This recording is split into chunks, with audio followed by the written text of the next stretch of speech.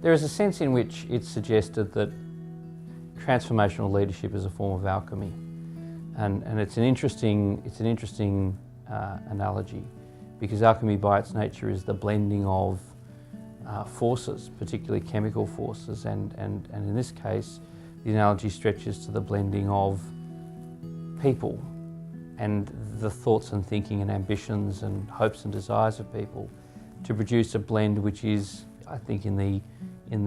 idealised sense, better than that with which you started.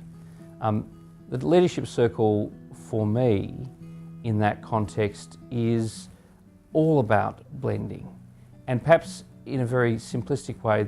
the most important lesson from deconstructing how you perceive your leadership style, interposing it against how others perceive your leadership style,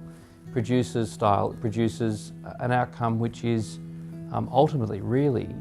just about how you listen and how people listen to you. I know that's a very simplistic idea, but it's only by being prepared to take those strands, those gems, those ideas, to discard the dross, your own and others, to put it back together, combine it back together into a working platform or a business plan or a litigation strategy or a whole of firm plan or a political platform or a manifesto. Any one of those, it's only by binding all of that back together and delivering it to an audience who themselves then take it forward do you actually have, I think, some form of transformational leadership. It's not enough to just articulate what you think ought to be the case and for it to just sit there as if it were the thing that people ought to do. There's got to be that engagement back, and the only way you can do that is by actively pulling in what they have to give you. I think if there are any things that I've acquired or seen that are worth picking up, it's the importance of surrendering the overly critical self. In professional services, particularly in the law, we're trained to, within an inch of our lives, to be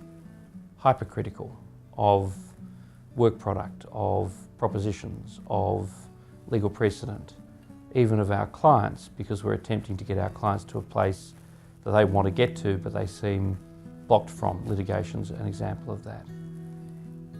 In grappling with the TLC and the leadership circle rubric and the sense of transformational leadership, you've got to surrender to some degree that level of criticality. You've got to become receptive to ideas and thoughts and to some degree emotion that you're not trained nor normally would you necessarily embrace. And I think that if you can, loosely bring an open mind, it's a very loose concept, but bring an open intellectual and emotional mind, I think that's a key